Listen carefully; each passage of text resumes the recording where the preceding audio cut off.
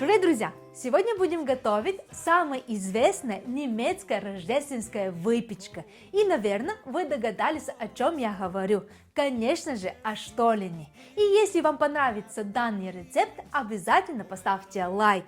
А мы не теряем больше времени, как всегда, следите за руками и поехали! Наш рецепт начинается с сухофруктов.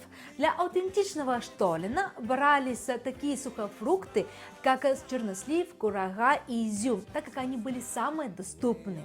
В моем рецепте я взяла изюм и сушеную клюкву. К ним я добавила цедру одного апельсина и одного лимона. И по традиции нам нужно их залить с темным ромом. Собственно, я тоже это сделала. И если у вас нету темный ром, вы можете его заменить с золотым ромом. Дальше. Нам нужно оставить это богатство где-то на 20-24 часа, чтобы сухофрукты хорошо пропитались ромом и цедрой, и они стали очень вкусные и мягкие. А теперь мы начинаем с приготовления теста. Но прежде мы начнем, я хочу вам рассказать чуть-чуть истории, как создавался штоллин. Есть два основных рецепта, два аутентичных, до 14 века и после 14 века. До 14 века штоллин не делался на яйца, на молоке и с помощью сливочного масла. После 14 века Папа Римский создает закон, который называется масляное письмо. И в это письмо было разрешено, что сливочное масло можно добавлять только в штоллине, только в саксоне, это Дрезден, и только за пожертвование церкви. Тогда штоллины начали делать уже на сливочное масло. А почему вообще было запрещено в штоллине использовать все эти продукты? Потому что штоллин это рождественский хлеб, который делался на посте. Ну почему масло разрешили? Все очень просто. В это время считалось яйца и молоко как основная пища, а сливочное масло как добавка, то есть добавка к хлебе. Поэтому, собственно, его и разрешили.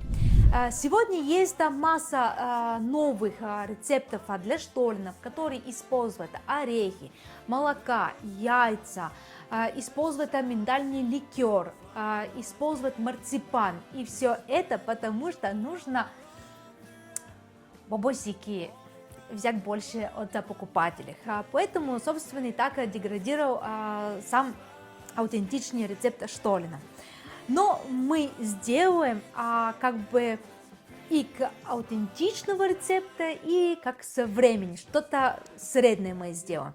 Мы не будем использовать яйца, но мы его сделаем на сливочное масло и на молоке. Все, в миску мы добавляем муку. Берем с высоким содержанием протеина. Лучше всего брать муку с показателем от 12% и выше. Ее нужно предварительно просеять и отправить в миску. Отдельно в теплом молоке нужно растворить прессованные дрожжи, ну или сухие, и хорошо их размешать до полного растворения. Затем вливаем молоко с дрожжами в муку и добавляем сахар. Дальше добавляем специи. Я взяла такие, как молотую корицу, кориандр и мускатный орех. Так наш штоллин получится очень ароматным. После этого приступаем к замесу теста. Тесто будет замешиваться достаточно тяжело. Оно получится сухим, и на этот этап потребуется время. Я замешиваю его вручную, но если у вас есть тестомес, то можете в тестомесе, так будет проще. Когда все ингредиенты соединились, начинаем постепенно добавлять холодное сливочное масло. Я использую жирностью 82%, потому что оно имеет насыщенный сливочный вкус и придаст нашей выпечке очень приятный аромат. Масло обязательно должно быть холодным, чтобы тесто не перегревалось. Замешиваем его до тех пор, пока не введем все количество масла, и в итоге мы не получим тесто, которое не липнет к рукам, становится более плотным, тугим и хорошо вымешанным. Когда замешали уже тесто, пора добавлять наши сухофрукты. Обычно еще в штоллине добавляют цукати от лимона и апельсина. Но так как я не любитель цукаты, я их не буду добавлять. Но это обязательный шаг для нашего штолена. Теперь мы берем наши сухофрукты и сливаем лишний ром, тот, который тут остался. И после этого нам нужно этого все добавлять в наше тесто. Будем добавлять все сразу и постепенно будем это мешать. Сначала тесто скажет «hasta la vista, baby», то есть оно не захочет все поглощать в себе, но вот спустя несколько минут, когда мы будем мешать, оно все это поглотит.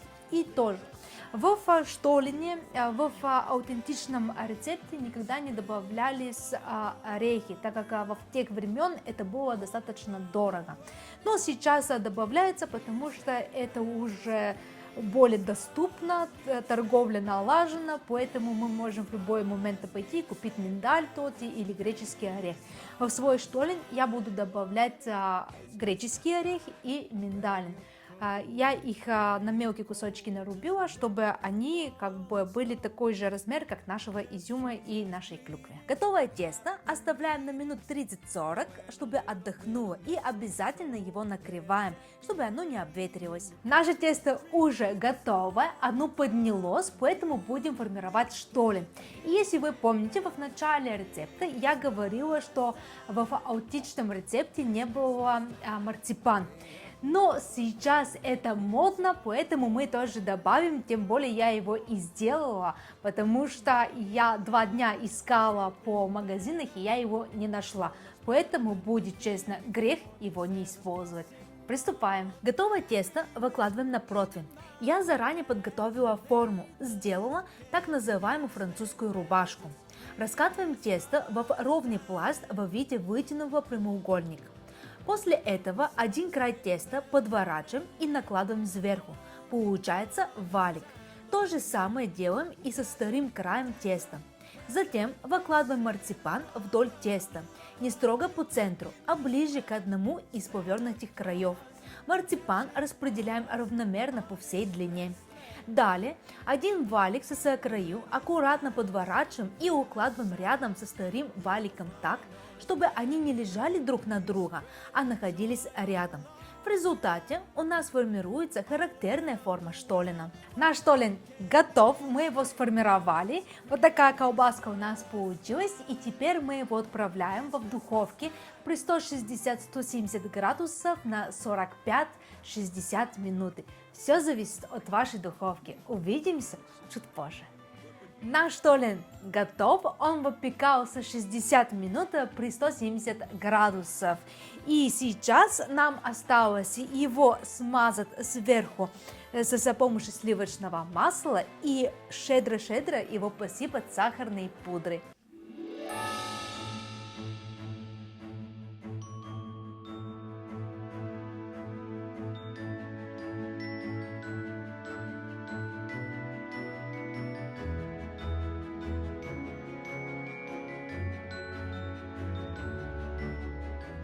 Наш рождественский штолен наконец-то готов.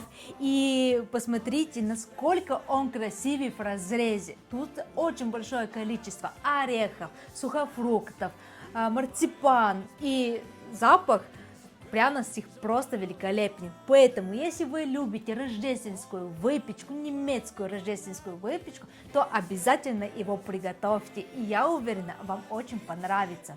Если вам зашло это видео, то обязательно ставьте лайки, подпишитесь на наш канал и до новых вкусных встреч, ребята. Пока!